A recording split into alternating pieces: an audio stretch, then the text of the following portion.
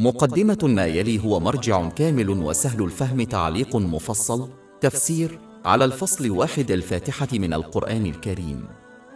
ويسمى أم الكتاب لأنه يتضمن معاني القرآن الكريم كاملا، وقد نص على ذلك في تفسير ابن كثير جيم 1 صفحة 43. فالواقع أن من فهم وعمل بتعليم سورة الفاتحة كما فهم وعمل بالقرآن الكريم كله، فالسعي إلى فهم هذه السورة العظيمة والعمل بها يساعد المسلم على تحقيق خلقه الكريم. اعتماد الخصائص الإيجابية يؤدي إلى راحة البال. الفصل الأول: الفاتحة. وتسمى هذه السورة الفاتحة، والتي يمكن أن تعني فاتحة الكتاب، ولذلك ينبغي أن تبدأ الصلاة بقراءة هذا السورة. وقد جاء ذلك في حديث موجود في سنن النسائي برقم 910، ولم يسماه بأم الكتاب إلا النبي محمد صلى الله عليه وسلم. جاء ذلك في حديث موجود في سنن النسائي برقم 915، وفي حديث موجود في سنن ابن ماجه برقم 3785 قال النبي صلى الله عليه وسلم: إن الفاتحة هي أعظم سورة في السورة القرآن الكريم، وهو سبب محتمل لبطلان الصلاة إذا لم يقرأ فيها هذا الفصل. ويؤيد ذلك حديث موجود في سنن النسائي برقم 910. ويرى البعض أنها تسمى أيضا أم الكتاب لأنها تحتوي على معنى القرآن الكريم بأكمله، وقد ذكر ذلك في تفسير ابن كثير جيم 1 صفحة 43. ففي الحقيقة من فهم وعمل بتعليم سورة الفاتحة كما فهم وعمل بالقرآن الكريم كله. يتكون القرآن الكريم من 7 مواضيع تم ذكرها جميعها بإيجاز في سورة الفاتحة. الأول: التوحيد، أي لا إله ولا طاعة إلا الله تعالى. تبدأ الفاتحة بذكر هذا الموضوع. سورة الفاتحة الآية 2: الحمد لله رب العالمين. الموضوع الثاني المذكور في القرآن الكريم والمشار إليه في الفاتحة هو النبوة. وفي الآية 6 من الفاتحة ذكر الله تعالى: سبيل الذين أنعم عليهم. سورة الفاتحة الآية 6: اهدنا الصراط المستقيم. وهذا الطريق الذي يؤدي إلى الجنة هو طريق الأنبياء الكرام عليهم السلام. وقد ورد ذكر الأشخاص الذين أنعم عليهم في آية أخرى من القرآن الكريم. سورة النساء الآية 69: النبيون والصديقون والشهداء والصالحون يا رفاق الكرام. أما الموضوع الثالث المذكور في القرآن الكريم فهو عبادة الله تعالى وطاعته، وقد ورد في الآية 5 من سورة الفاتحة. سورة الفاتحة الآية 5: إياك نعبد وإياك نستعين. أما الموضوع الرابع المذكور في القرآن الكريم فهو الوعد بالنعم والتحذير من العذاب. وقد تمت الإشارة إلى هذا الموضوع في الآية 4 من سورة الفاتحة، التي تذكر البشرية بأن هذه الوعود والتحذيرات سوف يشهدها الجميع يوما ما. سورة الفاتحة الآية 4: ملك يوم الدين. أما الموضوع الخامس الذي تناوله القرآن الكريم فهو القصص والعبر. والدرس الذي ورد تحديدا في الفاتحة الآيتين 6 و7 هو كيف كافي الله تعالى المتقين وعاقب مذنبي الأمم الماضية. سورة الفاتحة الآيات من 6 إلى 7: اهدنا الصراط المستقيم، صراط الذين أنعمت عليهم غير المغضوب عليهم ولا الضالين. أما الموضوع السادس الذي تناوله القرآن الكريم فيذكر عناصر يوم القيامة، وذلك عندما يبعث الله تعالى الخليقة كلها بعد موتهم ليحكموا على الأعمال التي قاموا بها خلال حياتهم على الأرض. وقد تقدم هذا في الآية 4 من سورة الفاتحة. سورة الفاتحة الآية 4: ملك يوم الدين. أما الموضوع السابع والأخير الذي تناوله القرآن الكريم وملخصه في الفاتحة فهو الدعاء إلى الله تعالى. الفاتحة تعلم الإنسان كيفية الدعاء الصحيح لله تعالى، وينبغي أولا أن يحمد الله تعالى ويعظمه بحسب مكانته اللامتناهية. وأفضل طريقة لتحقيق ذلك هي استخدام الأقوال الواردة في القرآن الكريم أو حديث النبي الكريم محمد صلى الله عليه وسلم. وقد جاء ذلك في الباب الأول، الآيات من 2 إلى 3 من سورة الفاتحة. كل الحمد لله رب العالمين الرحمن الرحيم خاصة. إظهار الضعف والتواضع جزء أساسي من الدعاء. تقدم ذلك في سورة الفاتحة الآية 5. إياك نعبد وإياك نستعين. الآيتين التاليتين 6 و7 هما الدعاء نفسه. سورة الفاتحة الآيات من 6 إلى 7. اهدنا الصراط المستقيم صراط الذين أنعمت عليهم غير المغضوب عليهم ولا الضالين. إن طلب الهداية والتعوذ من شر الطريق هو دعاء يجب على المسلمين أن يكثروا من دعائه، فهو أهم هدف يجب تحقيقه.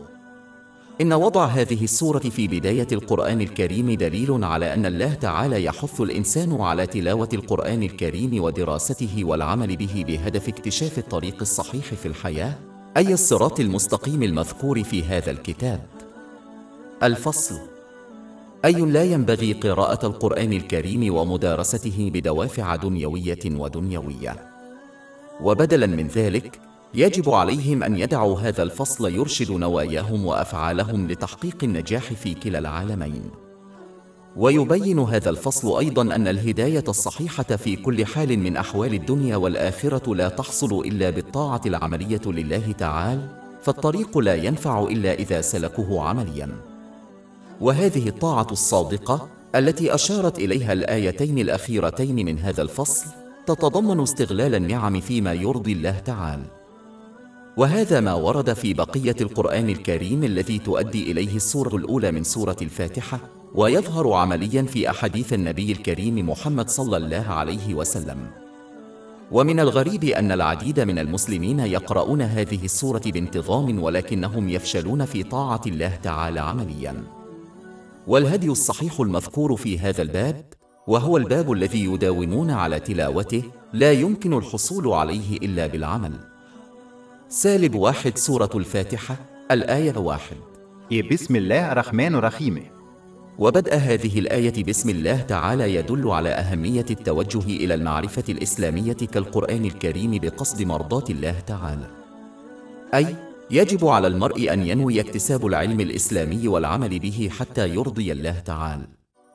ومن جوانب ذلك القبول والعمل بكل ما نزل للبشرية من خلال القرآن الكريم وسنة النبي الكريم محمد صلى الله عليه وسلم، دون انتقاء ما يعمل به المرء ويتجاهله حسب أهوائه.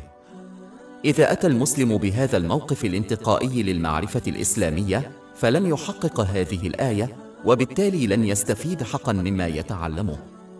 وهذا الموقف قد يشجعهم أيضا على إساءة تفسير المعرفة الإلهية لكي تتناسب مع رغباتهم والتباهي أمام الآخرين من أجل الحصول على أشياء دنيوية مثل الثروة والسلطة. وهذا طريق خطير يؤدي إلى العقاب في العالمين. وقد أشار إلى ذلك الحديث الموجود في سنن ابن ماجه برقم 253. ولن يستفيد الإنسان حقا من تعاليم الإسلام إلا إذا اجتهد في قبول كل ما يواجهه والعمل به، بغض النظر عما إذا كان قد فهم الحكمة وراء التعاليم أم لا، أو كان يناسب رغباتهم أم لا. سورة الإسراء الآية 82. وننزل من القرآن ما هو شفاء ورحمة للمؤمنين ولا يزيد الظالمين إلا خسارة.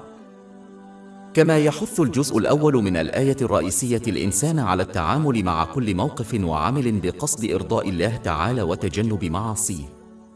وهذا الموقف يضمن أن يستخدم المرء كل نعمة أنعمها الله تعالى بما يرضيه، وهو ما ورد في القرآن الكريم وسنة النبي الكريم محمد صلى الله عليه وسلم. سيتجنب الإنسان التفكير في رغباته الخاصة أو آراء المجتمع والثقافة والموضة، وبدلاً من ذلك يهتم فقط بإرضاء الله تعالى، حيث أن كل موقف يدخله يبدأ باسم الله تعالى. وهذا يمنع الإنسان من تبني هدف إرضاء الآخرين، وهو أمر غير ممكن في الواقع، فكل إنسان له رغباته وآرائه الخاصة. لذلك فإن محاولة إرضاء الجميع لا تؤدي إلا إلى التوتر في كلا العالمين. أما إدخال كل موقف باسم الله تعالى فلا يضمن إلا رضا الله تعالى. سورة الزمر الآية 29. ضرب الله مثلا عبدا يملكه أصحاب متعددون متنازعون وعبدا يملكه سيد واحد. هل هم متساوون في الحالة؟ الحمد لله رب العالمين، بل أكثرهم لا يعلمون. إن إرضاء الله تعالى فقط يمكن تحقيقه بسهولة وبأقل قدر من الجهد والجهد، وقد سبق الإشارة إلى ذلك في الآية الرئيسية التي نناقشها، سورة الفاتحة الآية 1. بسم الله الرحمن الرحيم. وبالإضافة إلى ذلك، عندما يدخل الإنسان في كل موقف بهدف إرضاء الله تعالى، فليعلم أنه يهدف إلى إرضاء رب رحيم رحيم. وهذا يمحو مفهوم الشكل المهين من العبودية البشرية الذي كان ولا يزال يحدث لعدد لا يحصى من الناس في جميع أنحاء العالم. بل إن العبودية التي يقيد المرء نفسه بها هي عبودية رحمة ورأفة، وتتجلى هذه الرحمة بوضوح في استمرار الله تعالى في أن ينعم على الإنسان بنعم لا تحصى، ولا يطلب منه إلا أن يستخدمها على الوجه الصحيح ليستفيد منها في الدارين. أي أن أوامر الله الرحمن والرحيم ونواهيه لا تنفع إلا العبد، ولا ينفع الله تعالى طاعة الناس. يشير الجزء الأول من الآية الرئيسية أيضاً إلى أهمية تعلم صفات الله تعالى وأسمائه المختلفة والعمل بها، بحيث يدخل المرء ويتفاعل مع كل موقف يواجهه بما يرضي الله تعالى. على سبيل المثال، الله تعالى هو الغفور، لذلك عندما يدخل المرء في موقف أخطأ فيه شخص ما، عليه أن يحاول أن يغفر لذلك الشخص لوجه الله تعالى مع تعديل سلوكه حتى لا يتغير التاريخ، لا يكرر نفسه. إن الله تعالى عادل، لذلك عندما يدخل الإنسان في موقف يجب عليه فيه اتخاذ قرار، عليه أن يلتزم بالعدل ويختار الخير والعدل وفقاً لتعاليم الإسلام. والتصرف بهذه الطريقة يضمن بقاء المرء على طاعة الله تعالى خالصة في كل موقف يدخله. وهذا أحد الأسباب التي أوصى بها النبي الكريم محمد صلى الله عليه وسلم في حديث موجود في صحيح البخاري برقم 2736 أن من عرف أسماء الله تعالى 99 دخل الجنة. سورة الفاتحة الآية 1. بسم الله. وهذا الجزء من الآية يدل أيضاً على مقصد الإنسان، وهو الدخول في كل موقف مع المحافظة على طاعة الله تعالى. سورة الذاريات الآية 51 الآية 56. وما خلقت الجن والإنس إلا ليعبدوني. ويجب على المسلم أن يفهم أن غرضها يمتد إلى أبعد من الواجبات الإلزامية القليلة، مثل الصلوات الخمس اليومية، والتي تستغرق أقل من ساعة في اليوم فقط، ولكنها تشمل كل لحظة ونفس وموقف يواجهونه. إن عدم الحفاظ على طاعة الله تعالى الصادقة في كل موقف باستخدام النعم التي منحت له فيما يرضيه هو السبب نفسه الذي يجعل المسلمين الذين يؤدون الواجبات الأساسية لا يجدون راحة البال في الحياة. هذا العالم إذ لم يستوفوا الشروط المطلوبة للحصول على راحة البال. سورة الرعد الآية 28. ألا بذكر الله تطمئن القلوب. وسورة النحل 16 الآية 97. من عمل صالح من ذكر أو أنثى وهو مؤمن فلنحيينه حياة طيبة ولنجزينهم أجرهم بأحسن ما كانوا يعملون. ومن يفشل في تحقيق غرضه من الخلق حتى لو قام بواجبات الإسلام الأساسية سينال أجراً كثيراً، لكنه سيعيش حياة فارغة. سيكونون مثل المزهرية التي تبدو جميلة من الخارج ولكنها فارغة وجوفاء من الداخل، تماماً كما أن الاختراع الذي يمتلك العديد من الخصائص الإيجابية لا يزال يصنف على أنه فاشل عندما يفشل في تحقيق السبب الأساسي للخلق. وبالمثل فإن المسلم الذي يفشل في تحقيق غرضه بالطريقة الصحيحة سوف يعيش حياة فارغة ولا معنى لها حتى لو لم يفعل ذلك. تملك أشياء دنيوية كثيرة. ويشير الجزء الأول من الآية الرئيسية أيضاً إلى أهمية الاتصال الدائم بالله تعالى من خلال طاعته الصادقة عند مواجهة كل موقف حتى يحصلوا على القوة والتوجيه الذي يحتاجون إليه لخوض هذه الرحلة بأمان. 65 سورة الطلاق الآية 3. ومن يتوكل على الله فهو حسبه. عندما ينسى الإنسان أو يعصي الله تعالى عند دخول المواقف فإنه سيعتمد حتماً على أشياء دنيوية وأشخاص وهم ضعفاء بطبيعتهم حتى لو كانوا أقوياء، وهذا لن يؤدي إلا إلى الارتباك وتشجيع المرء على اتخاذ الخيارات الخاطئة في الحياة، وهذا يؤدي فقط إلى التوتر في كلا العالمين. سورة الحج الآية 73. ضعيف هو المطارد والمطارد. سورة الفاتحة الآية 1. بسم الله. وهذا الجزء من الآية يدل أيضاً على أهمية إتمام جوانب ذكر الله تعالى. الجانب الأول تصحيح النية، بحيث لا يكون القول والعمل إلا ابتغاء مرضات الله تعالى، وثبت ذلك عندما لا يرغب ولا يطلب الشكر من الناس.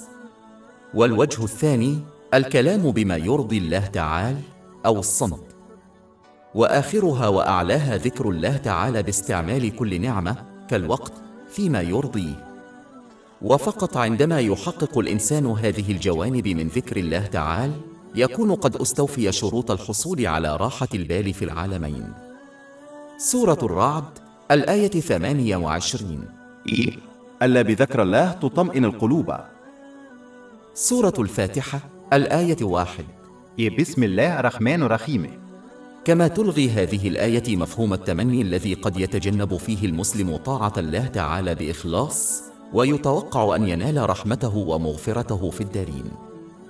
يدل ترتيب الآية على أنه إذا دخل الإنسان في كل موقف بنية وجهاد عملي على إخلاص طاعة الله تعالى فإنه ينال فضل الرحمن. يجب على المرء أن يتذكر دائما أنه إذا أراد أن ينال رحمة الرحمن فعليه أن يرحم الآخرين، وقد نص على ذلك في حديث موجود في صحيح البخاري برقم 7376. ويجب إظهار ذلك بالعمل من خلال دعم الآخرين وإعانتهم على ما يرضي الله تعالى بحسب إمكانياتهم كالدعم المعنوي والبدني والمالي. وأفضل طريقة لتحقيق ذلك هي عندما يعامل المرء الآخرين بالطريقة التي يرغب في أن يعاملهم بها الناس. كما تشير الآية الرئيسية إلى أهمية التعامل مع الأمور التي يدخل عليها بسم الله تعالى بالرحمة والرفق.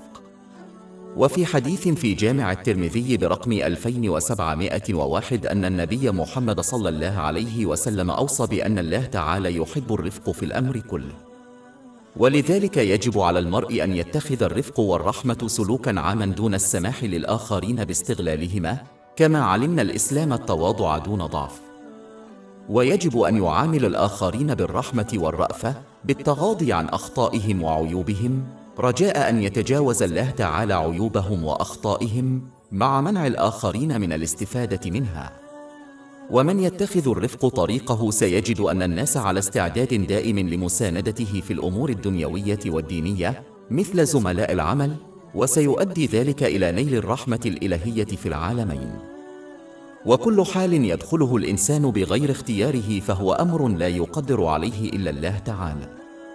لكن كما دلت الآية الرئيسية فإنهم عندما يدخلون في موقف بسم الله تعالى يتذكرون أن الرحمن قد كتب لهم ذلك الوضع، وهذا يعين على مواجهة الصعوبات بالصبر، فإن معرفة الرحمن لا يقضي إلا ما هو مفيد للإنسان حتى لو لم يكن ذلك ظاهرا له. ولذلك يجب على المرء أن يتحلى بالصبر منذ بداية المشكلة، وذلك بتجنب الشكوى بالقول والأفعال والمحافظة على طاعة الله تعالى الصادقة. فإذا كان الوضع الذي دخلوه جيداً وجب على الإنسان أن يدخله بسم الله تعالى معترفاً بأن هذا شيء أعطاه إياه الرحمن. وهذا الاعتراف يتضمن شكر الله تعالى باستخدام النعم التي أنعم بها عليهم فيما يرضيه، وهذا يؤدي إلى زيادة البركات والرحمة. سورة إبراهيم الآية 7. وإذ تأذن ربكم لئن شكرتم لأزيدنكم. وتشير الآية الرئيسية أيضاً إلى أن غاية الله تعالى من الخلق هي الرحمة لهم، على عكس الأديان الأخرى التي تصور الله على أنه منتقم. يصف الإسلام العلاقة بين الله تعالى والخلق بأنها علاقة رحيمة، وهذا يدل على اللين واللين في منهج السلوك الذي اختاره الله تعالى للبشرية وهو الإسلام. سورة البقرة الآية 185. يريد الله بكم اليسر ولا يريد بكم العسر. إن الفرائض والمحظورات التي فرضها الله تعالى ليست سوى عدد قليل، وكلها تهدف إلى إفادة حياة المسلم.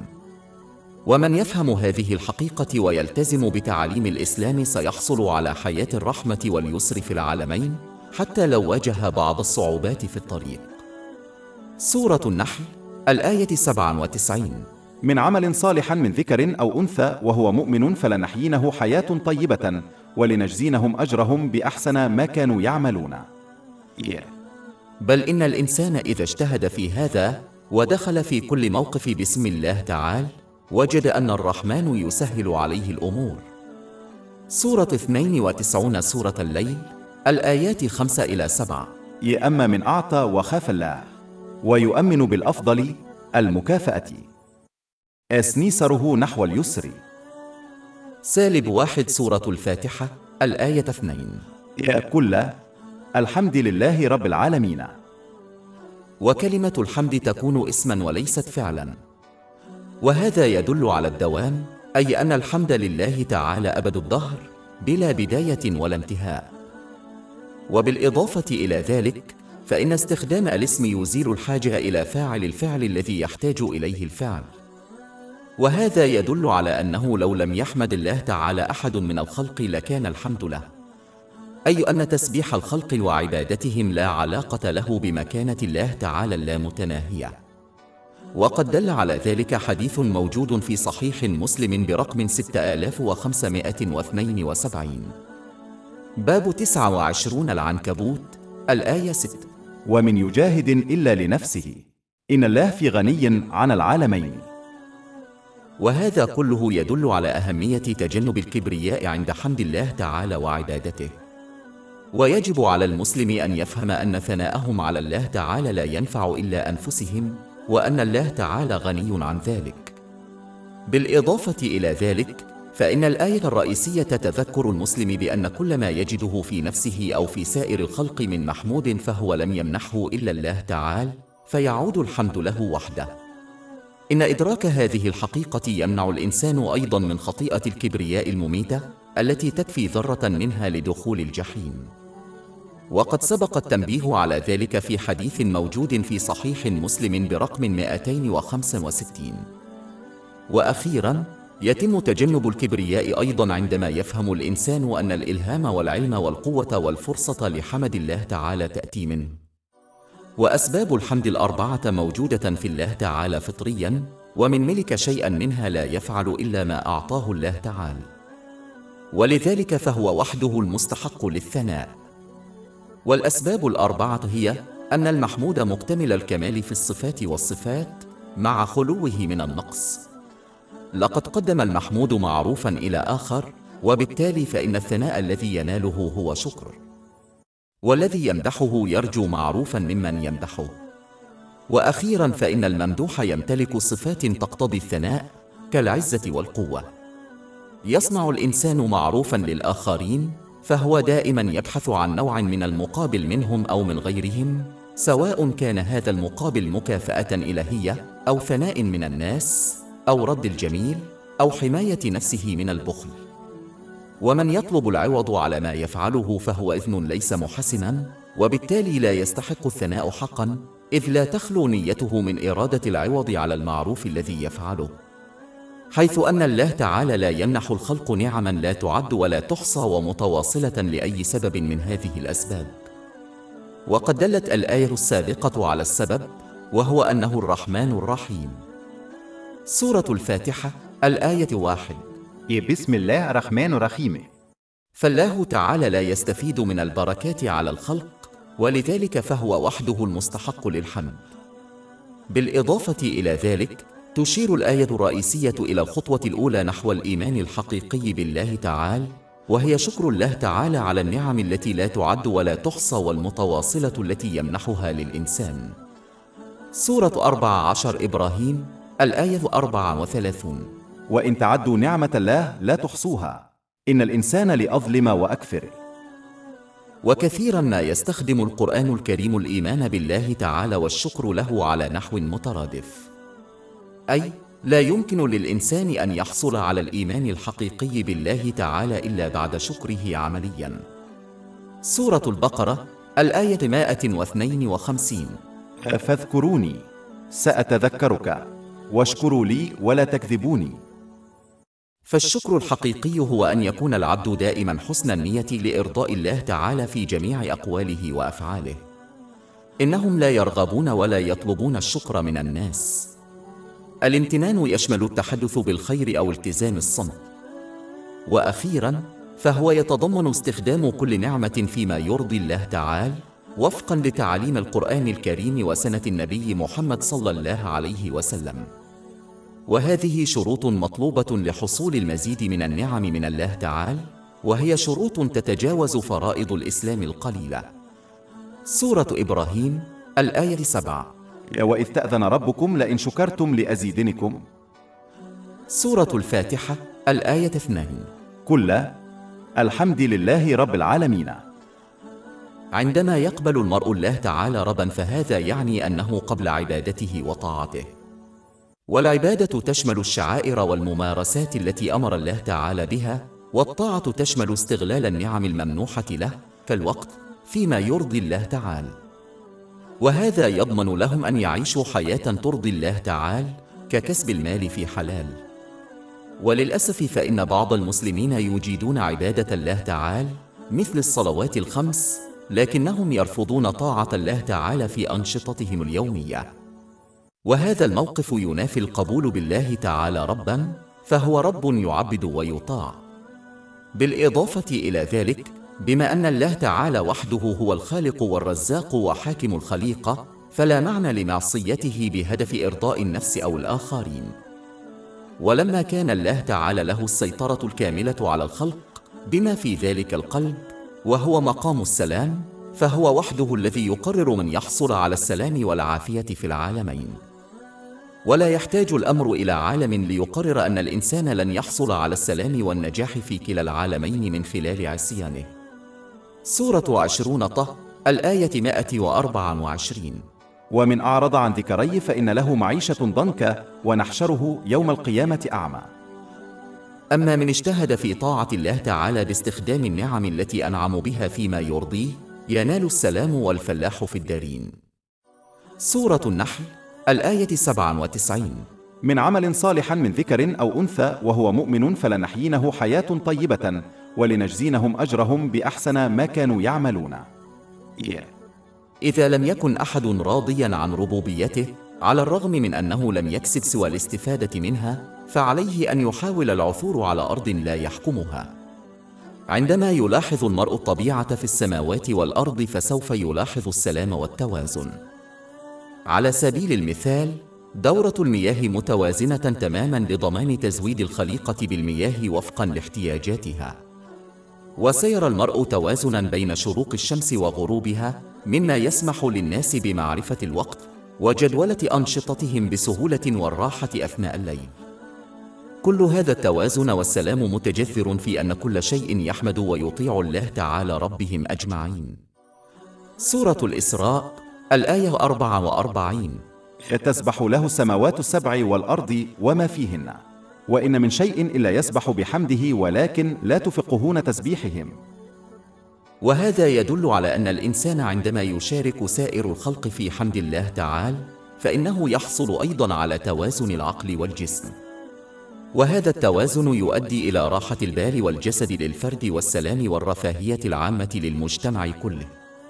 وحمد الله تعالى هو طاعته بالنية والقول والعمل باستعمال النعم فيما يرضيه. سورة الفاتحة الآية 2. كل الحمد لله رب العالمين. فهذه الآية تزيل مشروعية عبادة المخلوق، وذلك لأن الإنسان لا يعبد شيئا من الخلق إلا لجماله وجودته، ولكن هذا الجمال أو الخاصية ليست موجودة في المخلوق، بل لم يهبها إلا الله تعالى. ولذلك فإن المخلوق الذي له صفات محمودة لا يستحق العبادة، وحده الذي خلق الكيان وأعطاه هذه الصفات وهو الله تعالى. وعلى الرغم من أن الحمد والشكر لله تعالى وحده، إلا أن هذا لا يعني أنه لا ينبغي للمرء أن يشكر شخصا آخر.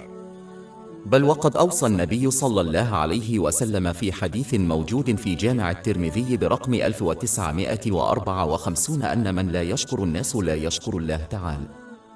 وذلك لأن الله تعالى يتخذ الخلق وسيلة لإيصال البركات إلى الناس كالوالدين، ولذلك فإن شكر هذه الوسائل هو شكر لمصدر الخير وهو الله تعالى. ولذلك يجب على المرء أن يشكر الناس بحسب إمكانياتهم على أي مساعدة أو معونة يقدمونها لهم، حتى لو كان مجرد الدعاء لهم. وقد نص على ذلك في حديث الإمام البخاري في الأدب المفرد برقم 216. فشكر الخلق من شكر الله تعالى مما يؤدي إلى زيادة النعم. سورة إبراهيم الآية 7. وإذ تأذن ربكم لئن شكرتم لأزيدنكم. وبما أن الله تعالى هو رب العالمين فيجب طاعته دائما وعدم معصيته أبدا. ولذلك يجب على المسلم أن يظهر طاعة الآخرين فقط إذا كانت متأصلة في طاعة الله تعالى، كطاعة النبي محمد صلى الله عليه وسلم. سورة النساء الآية 80. من يطع رسول فقد أطاع الله. والاعتراف بربوبية الله تعالى يشمل قبول العبودية له، وهذا في حد ذاته إشارة واضحة إلى أنه لا ينبغي للمسلم أن يقرر أسلوب حياته، بل يجب عليه ببساطة أن يلتزم بالتوجيه والإرشاد الذي منحه إياه ربه الله تعالى. ومن النفاق أن يعلن الإنسان العبودية لله تعالى قولا ثم يتجاهل ذلك عمليا بعدم الالتزام بآداب السلوك التي أعطاها له ربه ومولاه. سورة الفاتحة الآية 2. يا كل الحمد لله رب العالمين. وبما أن الله تعالى هو رب العالمين فهذا يعني أنه خلق الخلق وملكه. وعندما يفهم المسلم أنهم وكل نعمة أعطيت لهم هي ملك لله تعالى، فإنه يسهل عليهم استخدام النعم التي أعطيت لهم فيما يرضي ربهم ومالكهم. غالبا ما يسيء الناس استخدام النعم التي منحت لهم، حيث يعتقدون خطأ أن هذه النعم قد حصلوا عليها وبالتالي فهي ملك لهم. لكن الآية الرئيسية تصحح هذا الاعتقاد الخاطئ، بحيث يفهم المرء أنه يجب عليهم استخدام البركات التي منحت لهم بطرق ترضي مالكهم الحقيقي. وهذا مشابه لكيفية استخدام الشخص للعنصر الذي يستعيره من شخص آخر فقط بطرق ترضي المالك. فإذا تصرف الإنسان بهذه الطريقة فإنه يستمتع بنعم الدنيا التي رزق بها، ويجد من خلالها راحة البال والجسد في العالمين، لأنه قد تذكر حقا صاحب النعم الله تعالى. سورة الرعد الآية 28. ألا بذكر الله تطمئن القلوب. بالإضافة إلى ذلك، عندما يتأمل المرء في السماوات والأرض فإنه يرى بوضوح وحدانية الله تعالى وربوبيته. على سبيل المثال، إذا فكر أحد في النهار والليل ومدى التزامن التام بينهما، فسوف يفهم أن هذا ليس حدثا عشوائيا، بل هناك قوة تضمن هذا التزامن المثالي.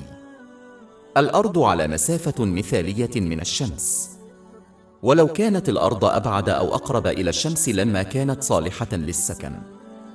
وبالمثل فإن دورة المياه التي تنطوي على تكثيف الماء المتبخر من البحر والمحيطات لإنتاج الأمطار الحمضية، والتي بدورها يتم تحييدها بواسطة الجبال والصخور، هي دورة متوازنة تماما، بمعنى أنه لا يمكن أن يحدث بالصدفة.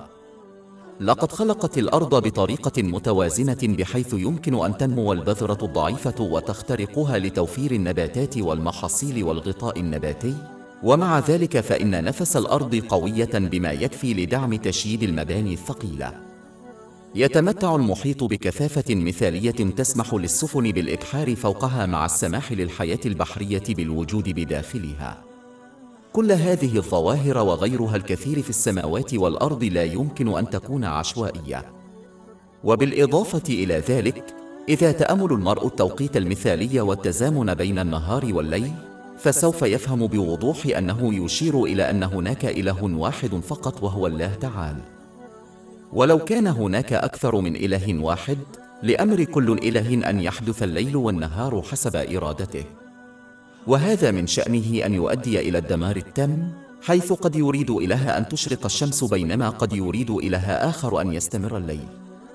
إن النظام المتواصل والكمال الموجود في السماوات والأرض يثبت أن هناك إله واحد فقط وهو الله تعالى. سورة الأنبياء الآية 22. لو كان فيهما آلهة إلا الله لفسدتا. تماما كما لا يمكن أن يكون للأرض ملكان، حيث سيتقاتلان بلا شك من أجل السيطرة والسلطة المطلقة، لا يمكن أن يوجد أكثر من إله واحد. علاوة على ذلك، فإن تعريف الإله في حد ذاته هو أنه الإله الأعلى والنهائي الذي لا مثيل له. إذا كان هناك أكثر من واحد، فلن يكون أي منهم إلها، لأن التعريف الحقيقي لله لا يمكن أن ينطبق إلا على واحد. سورة الإسراء الآية 42. يقل لو كان معه آلهة كما يقولون لابتغوا إلى ذي العرش سبيلا.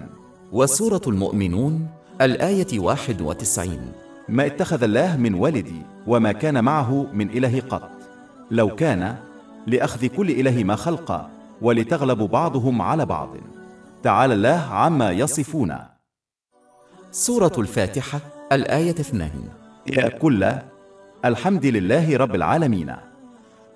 بالإضافة إلى ذلك، فإن هذه الآية تذكر المسلم أيضا بأن يستعيذ دائما بالله تعالى من جميع الصعوبات والاختبارات، فهو وحده القادر على فرجها لأنه وحده يدبر شؤون الخلق. سورة 65 سورة الطلاق الآية 2. ومن يتق الله يجعل له مخرجا. والحصول على هذا الملجأ يتضمن إخلاص طاعته باستخدام نعمه فيما يرضيه، كما جاء في القرآن الكريم وسنة النبي محمد صلى الله عليه وسلم. ولأن الله تعالى رب العالمين هو وحده الذي يتولى شؤون الخلق، فلا ينبغي أبدا أن نبالغ في الاهتمام بأفعال الناس، فإنه لا شيء في الخلق يحدث إلا بمشيئة الله تعالى. سورة التوبة الآية 51. يقل لن يصيبنا إلا ما كتب الله لنا. فمهما واجه الإنسان كما قضى الله تعالى، فعليه أن يظل مخلصا له في طاعته، عالما أنه يقضي دائما بما هو خير لجميع المعنيين، حتى لو لم يكن ذلك ظاهرا لهم. سورة البقرة الآية 216. وعسى أن تكرهوا شيئا وهو خير لكم، وعسى أن تحبوا شيئا وهو شر لكم، والله يعلم وأنتم لا تعلمون. وتحقيق هذه الحقيقة يمنع الإنسان من الخوف والرجاء من الخلق، مما يؤدي في كثير من الأحيان إلى معصية الله تعالى، بل يحافظون على طاعتهم الخالصة لله تعالى، مستخدمين النعم التي أنعموا بها فيما يرضيه، حتى ولو انقلب الخلق عليهم، إذ لا يعلمون أنه لا شيء يحدث لهم ولا لغيرهم دون مشيئة الله تعالى. سورة فاطر الآية 2. يا ما يفتح الله للناس من رحمة فلا ممسك لها، وما يمسك فلا مرسل له من بعده.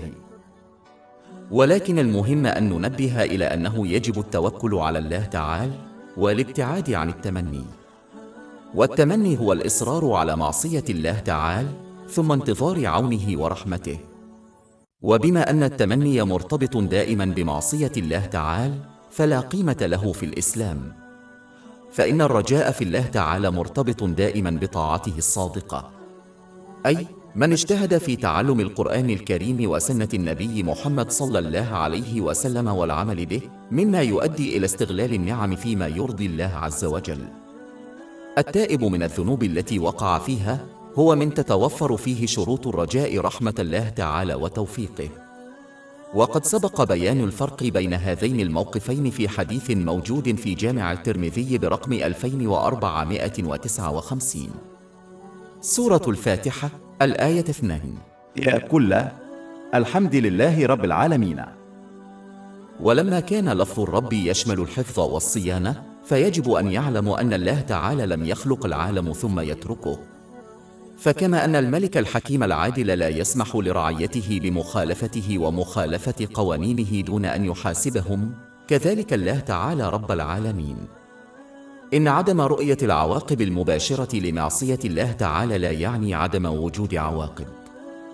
في معظم الحالات تحدث العواقب أثناء حياة المرء، ولكن بسبب الجهل أو حقيقة أنها غالبا ما تكون خفية لا يدركها المرء أو يدركها، حيث أن عواقب أفعال المرء ستظهر يوم القيامة. ولذلك ينبغي أن يأخذ الإنسان المهلة التي يمنحها الله تعالى للناس ليتوبوا توبة نصوحا من ظلمهم قبل أن يعاقبوا في الدنيا والآخرة. سورة النحل الآية 61. ولو يؤاخذ الله الناس بظلمهم ما ترك عليها من دبة، ولكن يؤخرهم إلى أجل مسمى، فإذا جاء أجلهم لا يستخرون ساعة ولا يستقدمون. وأخيرا يبدأ القرآن الكريم بحمد الله تعالى، وينتهي فصل الحياة المتصلة بالدنيا بحمده أيضا. سورة يونس الآية 10. وآخر دعواهم أن الحمد لله رب العالمين. ولما كان البداية والنهاية متعلقين بحمد الله تعالى، دل على أن كل ما بينهما متعلق بحمده وشكره، أي أن غاية الحياة في الدنيا هو حمد الله تعالى. ويتحقق ذلك عندما يستخدم الإنسان النعم التي أنعم بها فيما يرضيه، كما هو مذكور في القرآن الكريم وسنة النبي الكريم محمد صلى الله عليه وسلم. وهذا يضمن أداء حقوق الله تعالى وحقوق الناس على الوجه الصحيح. سيؤدي هذا إلى حياة محمودة ومباركة في كلا العالمين. سورة النحل الآية 97. من عمل صالحا من ذكر أو أنثى وهو مؤمن فلنحيينه حياة طيبة ولنجزينهم أجرهم بأحسن ما كانوا يعملون. في حين أن الذي يفشل في تحقيق هذا الغرض يشبه الموظف الذي يتم فصله بعد فشله في أداء واجباته في العمل، فمن يطرد من عمله يفقد وظيفته فقط، ومن يطرده الله تعالى يفقد راحة البال والنجاح في الدارين، بغض النظر عن مقدار النعم الدنيوية التي يتمكن من جمعها والتمتع بها، كما هو حال أهله. وسيصبح النجاح الدنيوي مصدرا لتوترهم وقلقهم في كلا العالمين. سورة التوبة الآية 82. فلا يضحك قليلا وليبك كثيرا جزاء بما كانوا يكسبون. وسورة 20 طه الآيات من 124 إلى 126. ومن أعرض عن ذكري فإن له معيشة ضنكا ونحشره يوم القيامة أعمى. قال رب لماذا رفعتني أعمى وأنا بصير؟ قال كذلك جاءتك آياتنا في نسيتها وكذلك اليوم تنسى. 1 شرطة سورة الفاتحة الآية 3. الرحمن الرحيم. وهذه الآية توازن بين الخوف الناتج من كون الله تعالى رب العالمين، وهو ما ورد في الآية السابقة. سورة الفاتحة الآية 2. كل الحمد لله رب العالمين. ويجب على المسلم أن يوازن بين خوف الله تعالى الذي يمنع معصيته، وبين الرجاء في الله تعالى الذي يحث على طاعته، والذي يتضمن استغلال النعم فيما يرضيه. ولما كان تحقيق التوازن أمرا صعبا، ينبغي للمرء أن يميل في كثير من الأحيان إلى تقوى الله تعالى في أوقات الرخاء، حتى يمنع من إساءة استخدام النعم الممنوحة له. ولكن ينبغي في أوقات الشدة، وخاصة عند الموت، أن يرجو الله تعالى، كما أمر بذلك النبي محمد صلى الله عليه وسلم في حديث موجود في الصحيح مسلم برقم 2877. في أوقات الشدة وخاصة عند الموت يكون الإنسان أقل عرضة لارتكاب الذنوب، ولذلك يفضل الرجاء في الله تعالى. ومن حافظ على هذا المنهج المتوازن يجد أن الله تعالى يستجيب لآمالهم ومخاوفهم. وقد جاء ذلك في حديث موجود في صحيح البخاري برقم 7405. بالإضافة إلى ذلك، يجب على المرء أن يتذكر دائما أنه إذا أراد أن ينال الرحمة من الرحمن فعليه أن يرحم الآخرين. وقد نص على ذلك في حديث موجود في صحيح البخاري برقم 7376.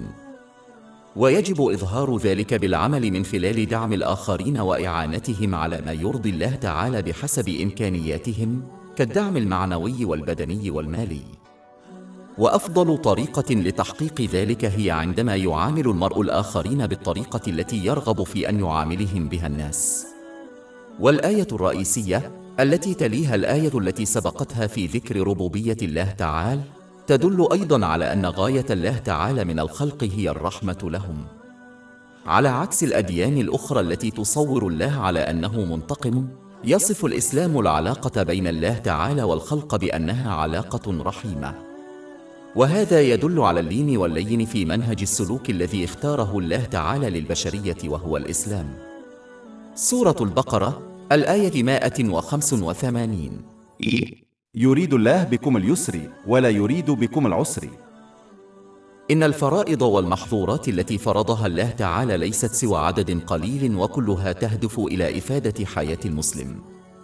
ومن يفهم هذه الحقيقة ويلتزم بتعاليم الإسلام سيحصل على حياة الرحمة واليسر في العالمين، حتى لو واجه بعض الصعوبات في الطريق.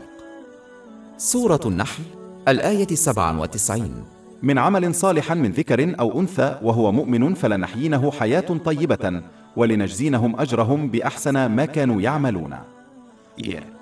وبما أن العلاقة بين الله تعالى والخلق هي علاقة رحمة، فلا ينبغي للمرء أن ينخدع بالاعتقاد بخلاف ذلك عندما يقرأ ويدرس آيات القرآن الكريم التي تصور الجحيم بشكل واضح. وما هذه الآيات إلا تحذير من المهتم بسلامة خلقه، كما إنذار إنسان لآخر من خطر داهم وشديد. قد تلحق التحذيرات ضرراً عاطفياً بالشخص، لكنه يظل شاكراً للمنذر إذ حماه تحذيراته من ضرر كبير. وكان من الممكن أن يصمت الله تعالى عن موضوع الجحيم أو يذكره بإيجاز، ولكن بما أنه يريد أن ينقذ الناس أنفسهم من أهوال الجحيم، فقد حذرهم مراراً وتكراراً من خطورتها. ولا ينبغي للمرء أن ينخدع بالاعتقاد أنه لو كان الله تعالى رحيماً لما خلق النار. وهذا موقف أحمق، لأن الخلق قد خلقوا لغرض معين، وهو هدف لا يمكن تحقيقه دون وجود العقاب. كما أن الله تعالى لو عامل المسيء كفاعل الخير لكان ذلك مخالفاً لعدله. سورة الجاثية الآية 21. أم حسب الذين اشترحوا السيئات أن نجعلهم كالذين آمنوا وعملوا الصالحات سواء في حياتهم ومماتهم وبئس ما يحكمون. سورة الفاتحة الآية 3. الرحمن الرحيم. وبما أن الآية الأخيرة تشير إلى أنه لا أحد إلا رب العالمين، الله تعالى هو الذي يقرر قواعد السلوك التي يجب على الخلق الالتزام بها، فإن الآية الرئيسية تشير إلى أن قواعد السلوك هذه مبنية على الرحمة والتيسير، بمعنى أن كل جانب من قواعد السلوك هذه يناسب طبيعة البشر ويفيدهم دائما، حتى لو لم يكن ذلك واضحا لهم. سورة البقرة الآية 185. يريد الله بكم اليسر ولا يريد بكم العسر. وسورة 2 البقرة الآية 216. وعسى أن تكرهوا شيئا وهو خير لكم، وعسى أن تحبوا شيئا وهو شر لكم، والله يعلم وأنتم لا تعلمون. 1 شرطة سورة الفاتحة الآية 4. ملك يوم الدين. فالله تعالى مالك كل الأشياء والأيام، وقد ذكر يوم القيامة على وجه التحديد، إذ لن ينكر أحد من الخلق ملكه في ذلك اليوم، ولو كثر المنكرون له في الدنيا. ومن يقبل ملكه اليوم باستخدام النعم التي أنعم بها عليه فيما يرضيه، كما هو مبين في القرآن الكريم وسنة النبي الكريم محمد صلى الله عليه وسلم، ينال السكينة والرضا من خلاله. الملك يوم القيامة. أما من أنكر ذلك وحاول بدلا من ذلك أن يعطي الملك لنفسه أو لغيره بإساءة استخدام النعم الممنوحة له، فسوف يغلب في الدنيا ويسحق يوم القيامة من قبل الله تعالى ملك الجميع. أشياء. سورة 20 طه الآيات من 124 إلى 126. ومن أعرض عن ذكري فإن له معيشة ضنكا ونحشره يوم القيامة أعمى. قال رب لماذا رفعتني أعمى وأنا بصير؟ قال كذلك جاءتك آياتنا في نسيتها وكذلك اليوم تنسى. وبما أن الله تعالى هو القاضي الوحيد الذي يحاسب الخلق على أفعالهم، فهذا يدل على أنه لا سبيل للهروب منها، فالله تعالى لا سبيل إلى وقوع أي خطأ، حيث لا يؤخذ في الاعتبار ذنوبه أو أعماله الصالحة، كما أن الله تعالى هو العليم، ولا سبيل للرشوة من الخروج من المشاكل، فإن الله تعالى عادل. لذلك بما أن كل سبل الهروب من المساءلة مسدودة، فيجب على المرء أن يستعد لها عملياً.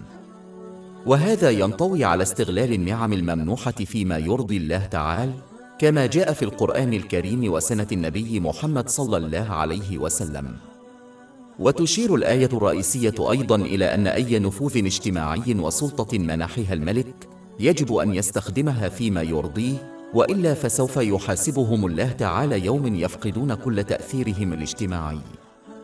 والسلطة، فكما أن سفير الملك الذي أساء استخدام السلطة التي منحها له الملك سيعاقبه عند عودته إليه، كذلك فإن الذي يسيء استخدام السلطة والنفوذ الاجتماعي الممنوحين له سيواجه عواقب عقوبته. الإجراءات عاجلاً أم آجلاً. وبما أن الله تعالى قد أعطى كل إنسان نوعاً من السلطة كالسلطة على جسده وغير ذلك من النعم الدنيوية، فلا أحد يسلم من هذه المسؤولية. وتشير هذه الآية أيضاً إلى الهدف الأساسي لحياة الإنسان على هذه الأرض، وهو الاستعداد للقاء الله تعالى ومحاسبته الأخيرة. ولذلك يجب على المرء أن يعطي الأولوية للتحضير لهذا اللقاء الحتمي على كل الأمور الأخرى، وخاصة الأشياء التي قد لا تحدث مثل التقاعد. فكما أن الشخص الذي يفشل في الاستعداد بشكل كاف لاجتماع عمل سيفشل على الأرجح في تحقيق هدفه، كذلك الشخص الذي يفشل في الاستعداد للقاء الله تعالى يوم القيامة. سورة 20 طه، الآية 111. وتخشعت الوجوه كلها للحي القيوم، وإن الذين اثقلوا الظلم سيكونون في الخسران. ومن المهم أن ننبه إلى أنه يجب الاستعداد عملياً لمحاسبتهم بأداء حقوق الله تعالى وحقوق العباد. ومن المهم أن نتذكر هذا الأخير، حيث غالباً ما يهمل البعض أهمية معاملة الآخرين وفقاً لتعاليم الإسلام، وما زالوا يعتقدون أنهم سينجحون في يوم القيامة. ولن يغفر الله تعالى للظالم حتى يغفر له ضحيته أولاً. إذا لم يفعلوا ذلك، وهي النتيجة الأكثر ترجيحاً، لأن الناس ليسوا رحماء جداً، فسيضطر الظالم إلى إعطاء أعماله الصالحة لضحيته، وإذا لزم الأمر سيأخذ الظالم خطايا ضحيته حتى يتم تحقيق العدالة. وهذا قد يكون سبباً في دخول الظالم إلى النار يوم القيامة ولو قام بحق الله تعالى. وقد سبق التنبيه على ذلك في حديث موجود في صحيح مسلم برقم 6579. كما تذكر الآية الرئيسية الإنسان بمحاسبة نفسه في الدنيا عن أعماله وأقواله، حيث سيحاسب يوم القيامة. ومن حاسب نفسه في الدنيا بالتأمل والجهد المخلص في تحسين سلوكه تجاه الله تعالى والخلق بتعلم العلم الإسلامي والعمل به، يجد السكينة في الدنيا والحساب السهل على الله يوم القيامة، إذ شجعهم التأمل الذاتي على الاستعداد العملي ليوم القيامة، وهو استخدام النعم فيما يرضي الله تعالى، كما جاء في القرآن الكريم وأحاديث النبي صلى الله عليه وسلم. الرسول الكريم محمد صلى الله عليه وسلم. سورة النحل، الآية 97. من عمل صالحا من ذكر أو أنثى وهو مؤمن فلنحيينه حياة طيبة ولنجزينهم أجرهم بأحسن ما كانوا يعملون. في حين أن الذي لا يحكم على أفعاله بالتأمل الذاتي لن يصحح أفعاله وأقواله، وبالتالي سيزداد ضلالا مع مرور الزمن. وهذا يؤدي إلى إساءة استخدام النعم التي حصلوا عليها، مما يؤدي إلى حياة صعبة في الدنيا وحساب شديد وصعب في الآخرة. سورة 20 طه، الآية 124. ومن أعرض عن ذكري فإن له معيشة ضنكا ونحشره يوم القيامة أعمى. سورة الفاتحة، الآية 4. ملك يوم الدين. وتشير هذه الآية أيضاً إلى أنه لا يمكن تحقيق السلام داخل أي مجتمع في هذا العالم دون الإيمان والخوف من المحاسبة يوم القيامة. حتى لو كان قانون المجتمع صارماً بما يكفي لردع البعض عن ارتكاب الجرائم، فالحقيقة هي أنه سيكون هناك دائماً أشخاص سيستمرون في ارتكاب الجرائم عندما يعتقدون أنهم يستطيعون بطريقة أو بأخرى الهروب من مساءلة القانون، على سبيل المثل مناخ للرشاوى أو للتهرب منال الشرطة.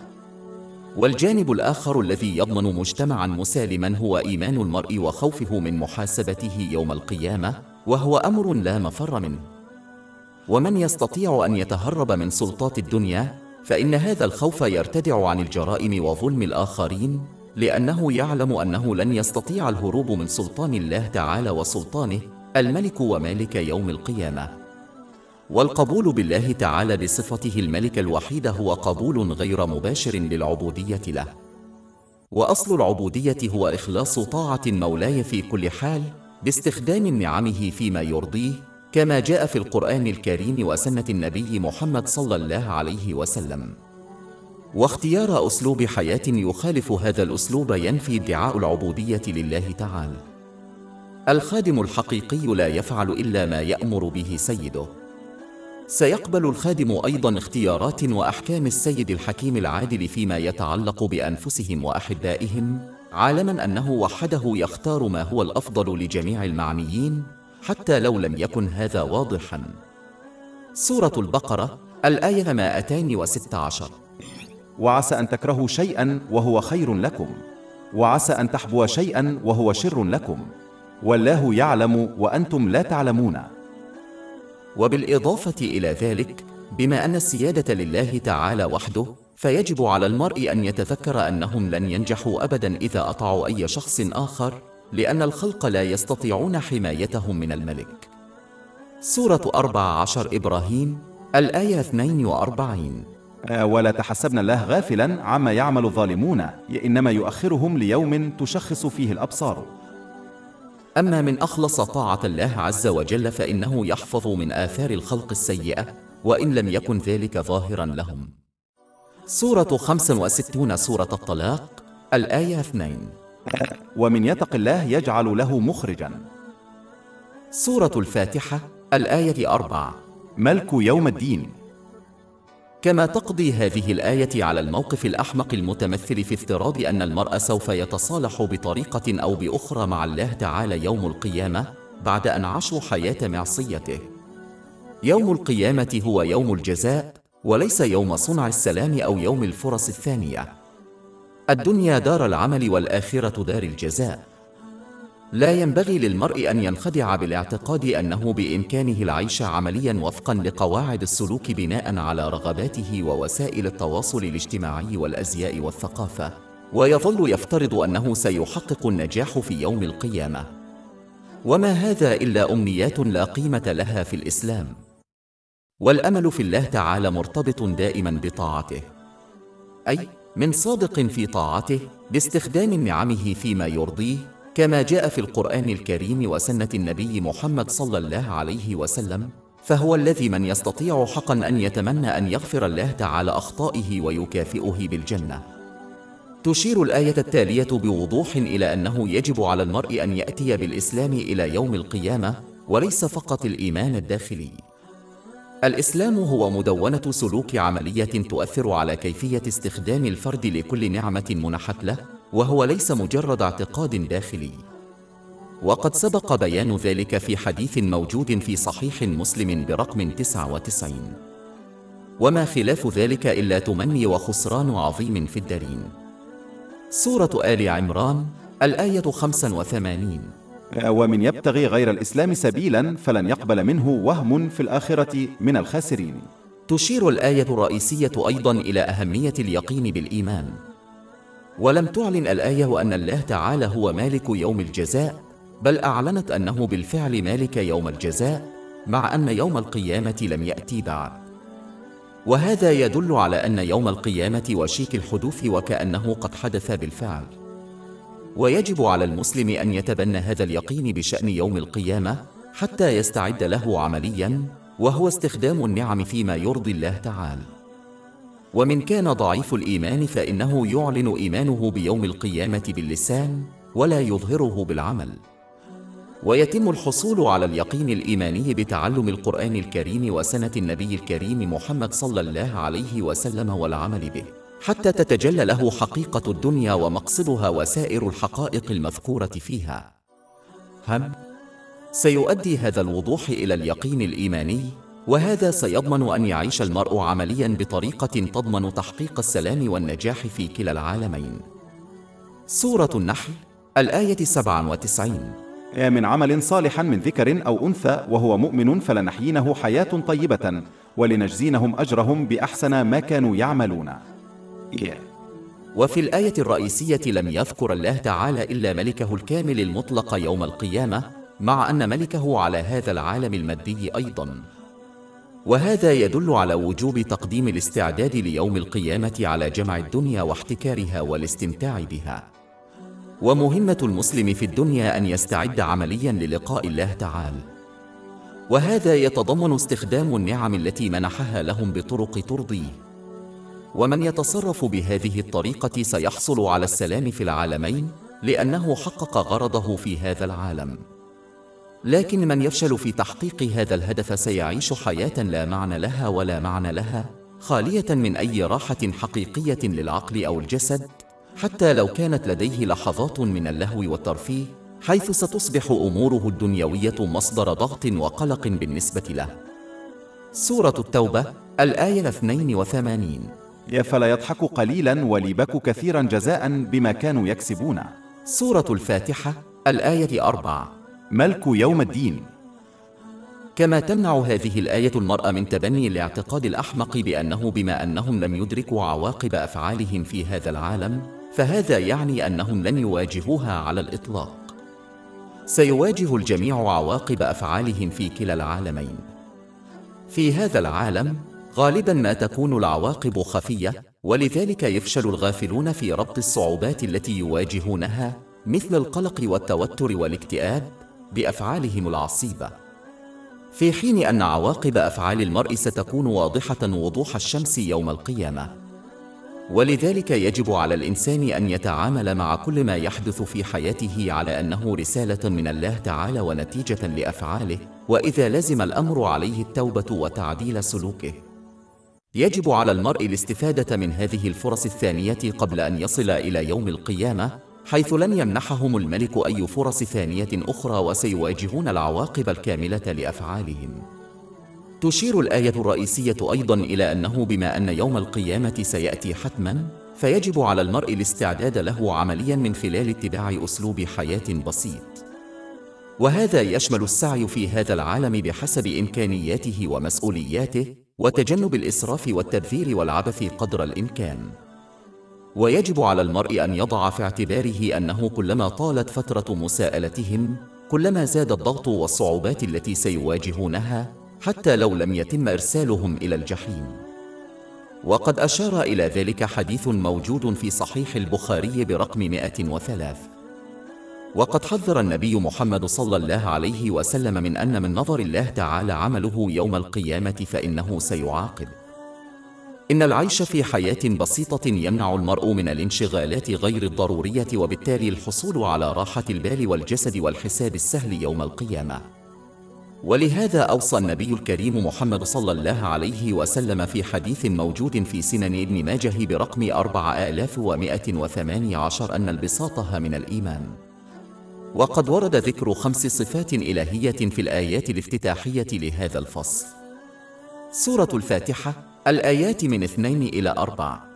الله رب العالمين، الرحمن الرحيم، ملك يوم الجزاء. والله تعالى هو رب العالمين لأنه خلق الخليقة كلها ورزقها، وهو رؤوف رحيم، إذ يسهل على الخلق ويغفر لهم خطيئتهم ويقبل توبتهم الصادقة ويهديهم إلى ما هو خير لهم في الدارين. وهو مالك يوم الجزاء، إذ سيحكم على أعمال الناس بالعدل والإنصاف والرحمة. وعندما يفهم هذه الصفات الإلهية ال5 يتبين أنه لا أحد له حق العبادة والطاعة إلا الله تعالى. وتتحقق هذه الشهادة باستعمال نعم الله تعالى فيما يرضيه، كما جاء في القرآن الكريم وسنة النبي محمد صلى الله عليه وسلم. وأخيرا، فإن يوم الجزاء أمر لا بد منه ولو بالمنطق. إذا راقب المرء السماوات والأرض فسوف يتعرف بوضوح على العديد من الأمثلة على النظام المتوازن. على سبيل المثال، الشمس على مسافة متوازنة ومثالية من الأرض. ولو كانت الشمس على مسافة مختلفة من الأرض لكانت الأرض صالحة للسكن. دورة المياه هي مثال آخر على نظام متوازن تماما. وهي تنطوي على تبخر الماء من البحار والمحيطات إلى الغلاف الجوي، ثم يتم تكثيفه لإنتاج المطر. وهذا النظام حيوي للحياة على الأرض. لقد تم إنشاء الأرض نفسها بطريقة متوازنة تماماً. فمن ناحية يسمح للبذور الضعيفة بالنمو والتغلغل في سطحها من أجل توفير المؤن للخليقة. من ناحية أخرى فإن الأرض كثيفة للغاية بحيث يمكن تشييد المباني الشاهقة عليها، وهو أمر حيوي للتقدم. إذا قام أحد بمراقبة المحيط فسوف يحدد بوضوح نظاماً متوازناً تماماً. وتسمح الكثافة المتوازنة للمياه بإبحار السفن الضخمة على سطحه، وهو أمر ضروري للتجارة والسفر، مع السماح للحياة البحرية بالازدهار داخله. ولكن هناك شيء رئيسي غير متوازن في هذا العالم: تصرفات الناس. غالباً ما يلاحظ الإنسان كيف يفلت الظالمون من العقاب في هذا العالم. ومن ناحية أخرى هناك عدد لا يحصى من الأشخاص الذين يواجهون الاضطهاد والصعوبات الأخرى بالصبر، ولكنهم لا يحصلون على المكافأة الكاملة التي يستحقونها. كثير من المسلمين الذين يطيعون الله تعالى بإخلاص باستخدام النعم التي منحت لهم فيما يرضيه، كما هو موضح في القرآن الكريم وأحاديث النبي محمد صلى الله عليه وسلم، غالباً ما يواجهون التجارب والصعوبات في الدنيا ولا ينالون إلا نصيباً يسيراً من أجرهم، في حين أن الذين يعصون الله تعالى صراحة يستمتعون برفاهيات الدنيا، وفي بعض الأحيان يواجهون صعوبات أقل. إن الله تعالى ما كان ليضع في الكون أنظمة كثيرة متوازنة تماماً، ويتجاهل الخلل الموجود في تصرفات الناس. من الواضح أن موازنة تصرفات الناس لا تحدث في هذا العالم، لذا يجب أن تحدث في زمن آخر، يوم الجزاء. فالله تعالى قادر على المكافأة والعقاب بالكامل في هذا العالم. ولكن من الحكمة في عدم القيام بذلك ما تشير إليه الآية السابقة، بمعنى أنه بدلاً من معاقبة شخص ما على الفور حسب أفعاله، يمنح الله تعالى العديد من الفرص حتى يتوبوا بصدق ويصححوا سلوكهم. سورة الفاتحة الآية 3. الرحمن الرحيم. وسورة 35 فاطر الآية 45. ولو يؤاخذ الله الناس بما كسبوا ما ترك عليها من دبة، ولكن يؤخرهم إلى أجل مسمى، وإذا جاء أجلهم فإن الله كان بعباده بصيرا. إنه لا يكافئ من أحسن في الدنيا مكافأة كاملة، لأن الدنيا ليست الجنة. بالإضافة إلى الإيمان بالغيب، إن الجزاء الكامل الذي ينتظره المسلم في الآخرة هو جانب مهم من جوانب الإسلام. وفي الحقيقة الإيمان بالغيب هو ما يجعل الإيمان مميزاً. إن الإيمان بشيء غير مخفي ويمكن إدراكه من خلال الحواس الخمس، مثل الحصول على المكافأة الكاملة في هذا العالم المادي، لن يكون مميزاً جداً. لكي يبدأ يوم القيامة يجب أن يصل هذا العالم المادي إلى نهايته، وذلك لأن العقاب والثواب لا يكونان إلا بعد إتمام أعمال جميع الناس. ولذلك فإن يوم الجزاء لا بد أن يأتي بحسب العلامات الموجودة في الكون، ولن يحدث إلا بانتهاء هذا العالم.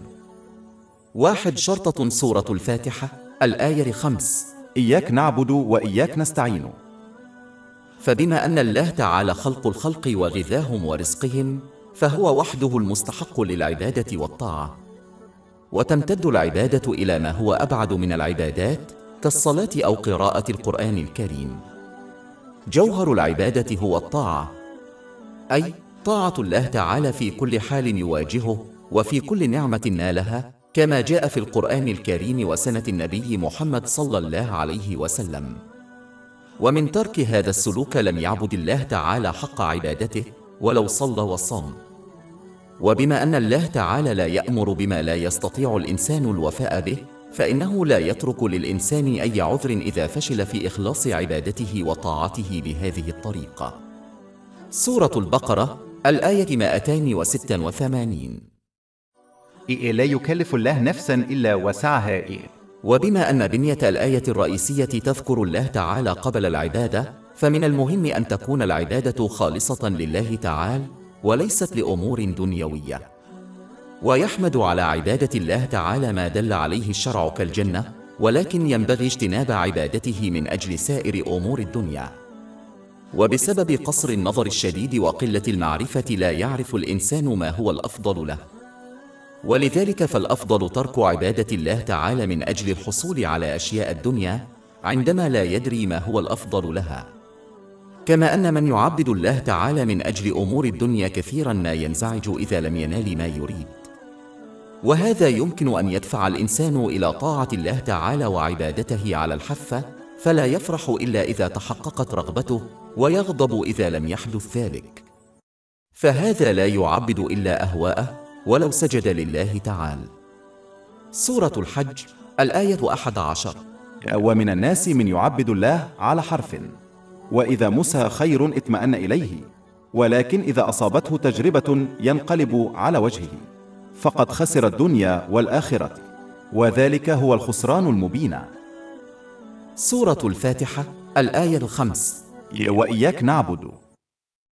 وضمير المخاطب هنا يدل على أنه ينبغي للمرء أن يجتهد في الوصول إلى درجة فضل الإيمان، حيث يعبدون الله تعالى كأنهم يرونه يراقبهم. وقد سبق بيان ذلك في حديث موجود في صحيح مسلم رقم 99، وذلك يكون بتحصيل العلم الشرعي والعمل به، مما يؤدي بدوره إلى يقين الإيمان. وعندما يصل المرء إلى هذا المستوى، فإنه نادرا ما يرتكب المعاصي، ويجتهد في استخدام جميع النعم التي منحها فيما يرضي الله تعالى، لأنه على وعي دائم برؤية الله تعالى. سورة الفاتحة الآية 5. وإياك نستعين. تشير الكلمة العربية المستخدمة في هذه الآية لطلب المساعدة إلى عندما يبذل المرء جهده الكامل في موقف ما ثم يطلب المساعدة من شخص آخر ويتوقعها. وهذا يدل على أنه لا ينبغي للمرء أن يتخذ موقف الكسل بحيث يفشل في الاجتهاد في طاعة الله تعالى الصادقة، وينتظر مع ذلك عونه. وما هذا إلا أمنيات لا قيمة لها في الإسلام. الإسلام لديه فلسفة بسيطة: سوف ينال المرء حسب جهوده. فإذا بذلوا جهدا بسيطا في إرضاء الله تعالى، وهو استخدام النعم التي منحوا لهم فيما يرضيه، فلا ينبغي لهم أن يتوقعوا الكثير من الدعم والعون من الله تعالى. سورة النجم الآية 39. وأن ليس للإنسان إلا ما سعى.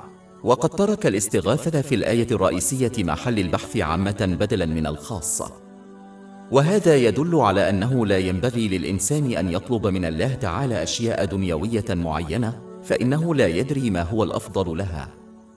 بغض النظر عن مقدار الخبرة أو المعرفة التي يتمتع بها الشخص، فإنه سيكون دائما قصير النظر للغاية وجاهلا بنتائج وعواقب اختياراته ورغباته. سورة البقرة الآية 216.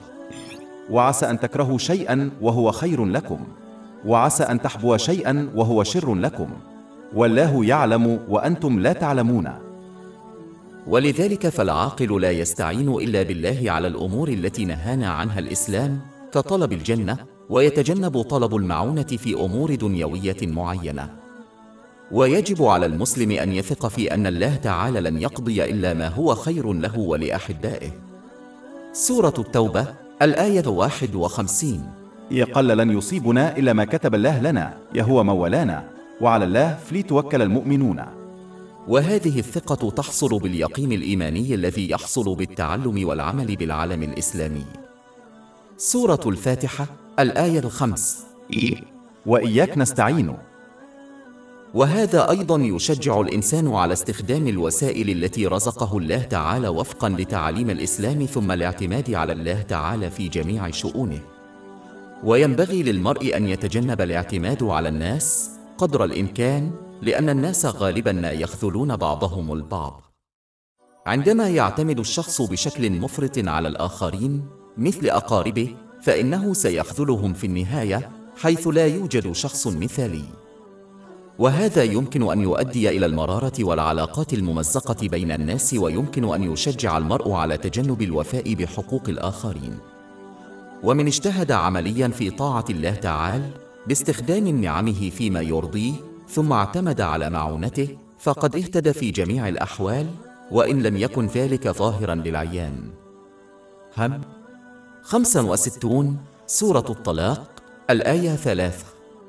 ومن يتوكل على الله فهو حسبه. سورة الفاتحة الآية 5. إياك نعبد وإياك نستعين. وبما أن صيغة الجمع تشير إلى الناس، فهذا يدل على أنه لا ينبغي لأحد أن يفخر بطاعتهم لله تعالى فهم مجرد شخص واحد من بين عدد لا يحصى من عباد الله المخلصين مثل أمثال الملائكة. ويجب على المسلم أن يظل ممتنا لأنه تم تمكينه بالإلهام والقدرة والفرصة والقوة لطاعة الله تعالى، ويجب عليهم إظهار هذا الامتنان من خلال الاستمرار في طاعته بإخلاص في جميع الظروف. وهذا يتضمن استخدام النعم التي منحها لهم بطرق ترضيه، وهذا يؤدي إلى المزيد من النعم في كلا العالمين. سورة إبراهيم الآية 7. وإذ تأذن ربكم لئن شكرتم لأزيدنكم.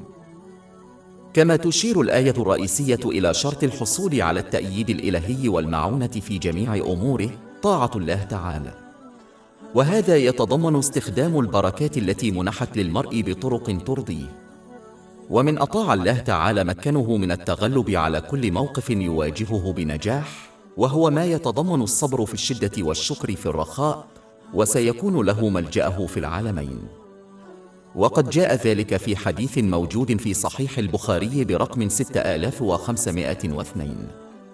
كل شخص يواجه 3 حالات: الماضي والحاضر والمستقبل.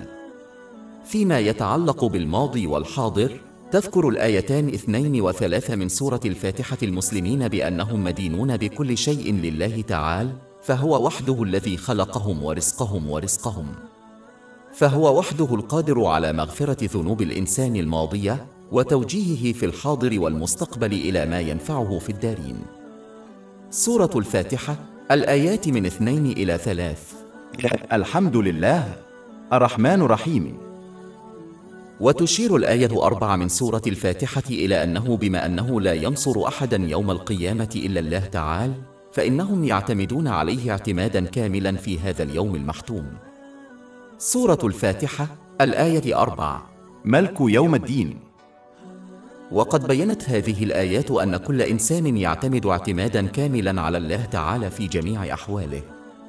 وتكمل الآية الرئيسية قيد المناقشة هذا بإعلان أن الله تعالى وحده هو المستحق للطاعة والعبادة، ولا يمكن الحصول على المعونة إلا منه وحده في كل حال. سورة الفاتحة الآية 5. إياك نعبد وإياك نستعين. ولذلك إذا أراد المسلم الحصول على المعونة الإلهية والبركات في كل حال يمر به، الماضي والحاضر والمستقبل، فعليه أن يخلص طاعة الله تعالى في استخدام النعم التي أنعم بها عليه فيما يرضيه، كما هو مبين في القرآن لكري مونة للرسول لكريم محمد صلى الله عليه وسلم. سورة الفاتحة الآية 5. إياك نعبد وإياك نستعين. كما تدل هذه الآية على أن المقصود من الخلق هو إخلاص طاعة الله تعالى. سورة الذاريات الآية 51 الآية 56. وما خلقت الجن والإنس إلا ليعبدوني. ويجب أن يضع ذلك في الاعتبار عند الاستعانة بالله تعالى في الحصول على متطلبات الدنيا التي يرغب فيها، أي أن سعي الإنسان في الدنيا للحصول على أشياء دنيوية كالرزق يجب أن يكون بهدف إخلاص طاعة الله تعالى، فإن هذا هو مقصودهم. ويتحقق ذلك عندما يقوم العبد بأوامر الله تعالى بإخلاص ويجتنب نواهيه، ويواجه القدر بالصبر على سنة النبي محمد صلى الله عليه وسلم. سورة الفاتحة الآية 5. إياك نعبد وإياك نستعين. يمكن القول أن أعظم هدف يسعى الإنسان لتحقيقه في هذه الدنيا، والذي يتطلب عون الله تعالى، هو راحة البال والبدن. وقد يبحث الناس عن ذلك في أماكن مختلفة مثل الثروة أو الشهرة أو العائلة، إلا أن الهدف النهائي في كل حالة هو الحصول على راحة البال والجسد. وتوضح الآية الرئيسية أن الإنسان لن يحقق هذا الهدف النهائي أو أي هدف آخر إذا فشل في طاعة الله تعالى بإخلاص. وهذا يتضمن استخدام النعم التي منحها لهم بطرق ترضيه. سورة 20 طه الآية 124. ومن أعرض عن ذكري فإن له معيشة ضنكا ونحشره يوم القيامة أعمى. ولا ينبغي للإنسان أن ينخدع بالاعتقاد بأن طاعة الله تعالى الصادقة تمنعه من راحة البال، فهذا السلام لا يكمن في تحقيق جميع الرغبات. يهدف الدين إلى إزالة عبء التوتر والقلق والاضطرابات النفسية الأخرى التي هي نتيجة للسعي لتحقيق جميع رغبات المرء في هذا العالم. يهدف الدين إلى وضع الفرد على قواعد سلوك صحية، تماماً مثلما يضع الطبيب مريضه على نظام غذائي صحي. لا يتطلب الأمر عبقرية لمعرفة أنه إذا تجاهل هذا المريض نصيحة طبيبه وانغمس بدلاً من ذلك في جميع رغباته، فسينتهي به الأمر بحالة صحية عقلية وجسدية سيئة، مثل مرض السكري وارتفاع ضغط الدم وفشل القلب والاكتئاب وما إلى ذلك. أما من يتبع خطة طبيبه حتى لو كانت تمنعه من تحقيق جميع رغباته، فإنه يحصل على عقل وجسم سليمين. وكذلك من يتبع آداب الإسلام سيحقق راحة البال والبدن في كلا العالمين. سورة النحل الآية 97. من عمل صالحا من ذكر أو أنثى وهو مؤمن فلنحيينه حياة طيبة ولنجزينهم أجرهم بأحسن ما كانوا يعملون. سورة الفاتحة الآية 5. إياك نعبد وإياك نستعين. صيغة الجمع المستخدمة تشير إلى أهمية الوحدة، وهذا يعني أنه يجب على المسلمين أن يكونوا موحدين على قواعد سلوكية واحدة تحدد كيفية عبادة الله تعالى وطاعته وكيفية الاستعانة به في جميع شؤونهم. ورأس هذه الطائفة الموحدة هو المصطفى من الخلق النبي محمد صلى الله عليه وسلم.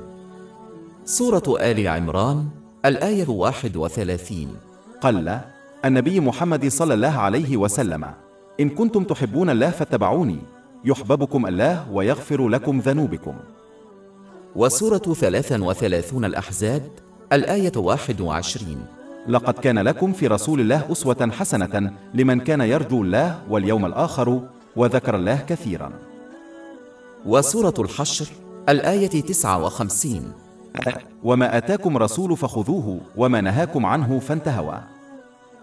لذلك يجب ألا يحاول المرء أبداً رسم مساره الخاص فيما يتعلق بشؤونه الدنيوية أو الدينية، وبدلاً من ذلك يجب الالتزام الصارم بالقرآن الكريم وسنة النبي الكريم محمد صلى الله عليه وسلم. بل لقد حذر النبي الكريم محمد صلى الله عليه وسلم في حديث موجود في سنن أبي داود برقم 4606 من أن كل أمر ليس أصله في هذين المصدرين فهو رد الله تعالى. سورة آل عمران الآية 85. ومن يبتغي غير الإسلام دينا فلن يقبل منه وهو في الآخرة من الخاسرين. كما دلت الآية الرئيسية على وجوب الاستعانة بالله تعالى وحده من خلال طاعته الصادقة التي تتضمن استغلال النعم فيما يرضيه. ولا يجوز الاستعانة بالآخرين إلا إذا كان ذلك يتماشى مع تعاليم الإسلام، حيث تم خلق هذا العالم بطريقة يحتاج فيها الناس إلى بعضهم البعض. ولكن يجب تجنب تلك الشخصيات الدينية التي تشكل حواجز بين الله تعالى وبين الناس، وتتوقع من الناس تقبيل أيديهم وطاعتهم بلا شك حتى يحصلوا على عون الله تعالى لهم. وهذا ضلال، فالأنبياء عليهم السلام لم يكونوا حواجز بين الله تعالى وبين الخلق، وكانوا مرشدين دلوا على الطريق المؤدي إلى الله تعالى، أي علموا الناس كيف يرضون الله تعالى ولم يعلموهم ولم يتوقعوا رضاهم. وهذا هو الفرق بين المرشد الروحي الحقيقي وبين أولئك الذين يعملون كحواجز وبوابات بين الله تعالى والناس. 1 شرطة سورة الفاتحة الآية 6. اهدنا الصراط المستقيم. فهذه الآية تدل على أهم ما يجب على الإنسان أن يستعين بالله تعالى حتى يناله. سورة الفاتحة الآية 5. إياك نعبد وإياك نستعين. وهذا يذكر المسلمين بأن هدفهم الرئيسي في هذا العالم ليس الاهتداء إلى الأشياء الدنيوية مثل الثروة والسلطة، ولكن بدلاً من ذلك السعي لتحقيق الهداية التي تضمن حصولهم على راحة البال والجسد في كلا العالمين. وهذا لا يتحقق إلا عندما يسلك الإنسان الطريق الذي اختاره الله تعالى، وهذا هو طريق الرسول الكريم محمد صلى الله عليه وسلم. سورة آل عمران الآية 31. قال النبي محمد صلى الله عليه وسلم: إن كنتم تحبون الله فاتبعوني يحببكم الله ويغفر لكم ذنوبكم. ولكن من المهم أن نلاحظ أن المسار يكون مفيداً فقط عندما يسافر المرء عبره. إن مجرد الاعتقاد بأن المسار موجود ومعرفة المسار ليس جيداً بما يكفي للوصول إلى الوجهة المطلوبة. يجب على المرء عملياً أن يسير على الطريق للوصول إلى الوجهة المطلوبة. ولذلك كما تشير هذه الآية، يجب على المرء أن يتعلم عملياً ويعمل بالقرآن الكريم وسنة النبي الكريم محمد صلى الله عليه وسلم، وهذا يضمن لهم استخدام النعم التي حصلوا عليها فيما يرضي الله تعالى، مما يؤدي بدوره إلى راحة البال والنجاح في كلا العالمين. سورة النحل الآية 97. من عمل صالحا من ذكر أو أنثى وهو مؤمن فلنحيينه حياة طيبة. وتذكر الآية الرئيسية أيضاً أن الهداية الصحيحة لا يمكن تحقيقها إلا من خلال رحمة الله تعالى، فتذكر ذلك يمنع الإنسان من الكبرياء الذي يعادل ذرة منه تكفي إلى جهنم. وقد سبق التنبيه على ذلك في حديث موجود في صحيح مسلم برقم 265. سورة الفاتحة الآية 6. اهدنا الصراط المستقيم. وبما أن هذا الدعاء قد ورد في أول سورة من القرآن الكريم، فإنه يدل على أن الصراط المستقيم هو ما يليه، أي القرآن الكريم. وبالتالي لا ينبغي للمرء أن يعتقد أبداً أنه بما أن القرآن الكريم نزل منذ أكثر من 1400 عام، فإنه لم يعد ينطبق في العالم الحديث. إن الهدي في القرآن الكريم، وبالتالي الهدي في سنة النبي محمد صلى الله عليه وسلم، خالدة لأنها مصممة لطبيعة الإنسان وجوهره. على الرغم من أن العالم يتغير بمرور الوقت مثل التكنولوجيا واللغات والثقافات، إلا أن جوهر البشر وطبيعتهم سيظلون دائما هو نفسه. إن مشاعر البشر ومواقفهم وعقليتهم وأنماط سلوكهم ورغباتهم واحتياجاتهم ورغباتهم كانت دائما هي نفسها، ولا يمكن أن تتغير إلا إذا تطور البشر إلى نوع مختلف. وبما أن هذا لن يحدث أبداً، فإن هدي القرآن الكريم الذي يستهدف طبيعة الإنسان هو إذن خالد، وهذا أمر واضح لكل من يدرس تعليمه. لذلك يجب على المرء أن يسعى بإخلاص لتعلم القرآن الكريم وسنة النبي الكريم محمد صلى الله عليه وسلم والعمل به، حتى يطبق هذه التعاليم في كل جانب من جوانب حياته، وهذا يؤدي إلى راحة البال والجسد في كلا العالمين. سورة النحل الآية 97. من عمل صالحا من ذكر أو أنثى وهو مؤمن فلنحيينه حياة طيبة ولنجزينهم أجرهم بأحسن ما كانوا يعملون. سورة الفاتحة الآية 6. اهدنا الصراط المستقيم. الصراط المستقيم هو الحياة المتوازنة التي يؤدي بها الإنسان واجباته تجاه الله تعالى والناس، ويتمتع باعتدال في متع الدنيا. ولكن لما كان الحصول على حياة متوازنة أمرا صعبا، ينبغي للمرء دائما أن يميل إلى استخدام النعم التي رزقها بما يرضي الله تعالى عن الاستمتاع بملذات الدنيا، وهذا يضمن بقاء الشخص داخل المنطقة الآمنة حتى لو تعثروا وارتكبوا الذنوب في بعض الأحيان، في حين أن الذي يفرط في الحلال يكون أكثر عرضة لارتكاب المعاصي والضلال عن سواء السبيل. سورة الأعلى 87 الآيات 16 إلى 17. ولكنكم تؤثرون الحياة الدنيا والآخرة خير وأبقى. سورة الفاتحة الآية 6. اهدنا الصراط المستقيم. في يوم القيامة سيؤمر الناس بعبور الجسر الذي سيقام على جهنم، فمن نجح في عبوره دخل الجنة، ومن لم يتجاوزه وقع في النار. وقد ورد ذكر جسر القيامة في أحاديث كثيرة، مثل الحديث الموجود في صحيح البخاري برقم 6573. وهذا الحديث يحذر من أن الناس سيواجهون الصعوبات على هذا الجسر بحسب أعمالهم. سيلقى البعض في النار بسبب أعمالهم، وسيتعرض آخرون لعذاب شديد ومشقة قبل أن يعبروا الجسر ويصلوا إلى الجنة. وسيكون الآخرون أقل صعوبة، ومن أطاع الله تعالى بإخلاص سيتم حمايته من الأذى. والشيء الذي يجب أن نتذكره هو أن كل شخص سوف يعبر جسر القيامة حسب مدى دقة سيره على الطريق المستقيم في هذا العالم.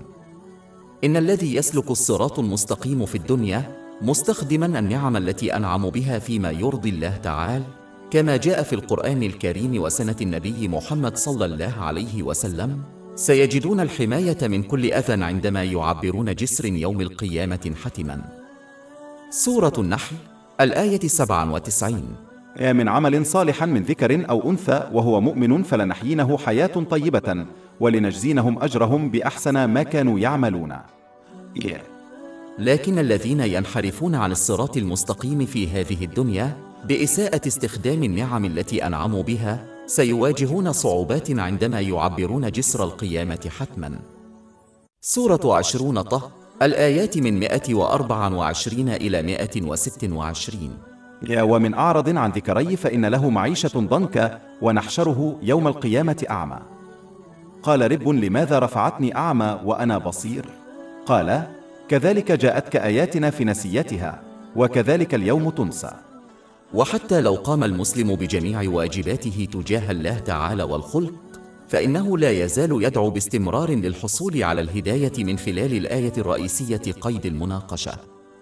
وهذا يشير إلى أهمية تقوية إيمان المرء تدريجياً، وهذا يضمن الحفاظ على طاعة الله تعالى الصادقة والتي تنطوي على استخدام النعم التي منحها لهم فيما يرضيه، كما هو مبين في القرآن الكريم وسنة النبي الكريم محمد صلى الله عليه وسلم.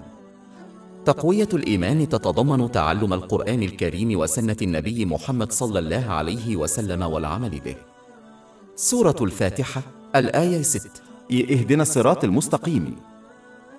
وبما أن هذا الدعاء بصيغة الجمع، فإنه يدل على أنه لا ينبغي للمرء أن يهتم فقط بهدايته الصحيحة، بل يجب عليه أيضا مساعدة الآخرين على الوصول إلى الصراط المستقيم، مثل من يعولهم. يجب على الوالدين أن يكونوا قدوة حتى يرشدوا أبنائهم إلى الطريق المستقيم بشكل صحيح. وينبغي للمرء أن يأمر بالمعروف وينهى عن المنكر بلطف وفقا لتعاليم الإسلام حتى يعين الآخرين على الوصول إلى الصراط المستقيم والثبات عليه. كما أن صيغة الجمع تدل على أهمية الرفقة، إذ أن للصاحب تأثيرا مباشرا في الطريق الذي يسلكه في الدنيا. وقد أشار إلى ذلك حديث موجود في سنن أبي داود برقم 4833. ولا شك أن الإنسان سوف يتبنى صفات أصحابه الظاهرة والباطنة إيجابية أو سلبية، مما يؤثر بشكل مباشر على المسار الذي يسلكه في الحياة. ولذلك يجب التأكد من اتخاذهم الصحبة الصحيحة حتى يشجعوا على السعي إلى الصراط المستقيم الذي أصله إخلاص طاعة الله تعالى. سورة الفرقان 25 الآيات 27 إلى 28. ويوم يعض الظالم على يديه فيقول يا ليتني اتخذت مع رسول سبيلا يا ويلتي ليتني لم اتخذته خليلا. سورة الفاتحة الآية 6. اهدنا الصراط المستقيم. لقد أعطى الله تعالى كل إنسان القدرة على معرفة الهدى الصحيح واتباعه. سورة 20 طه الآية 50. قال ربنا الذي أعطى كل شيء خلقه ثم هدى.